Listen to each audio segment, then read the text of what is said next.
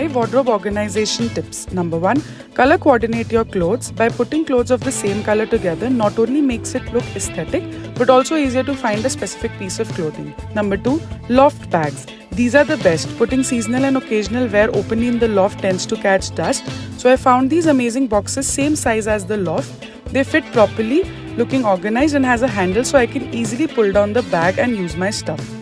Number 3. Organization boxes. Talking about boxes, you get foldable boxes with transparent window to store stuff which is not regularly used, can be kept in shelves or loft. Number 4. Drawer organizers. From messy drawers to organized ones. These are foldable, coming with different compartments and sizes. Great for storing scarves, linens, undergarments, etc. And lastly, accessory tray. These ones are removable and you get many compartment options. Great for organizing daily jewelry, accessory and sunglasses.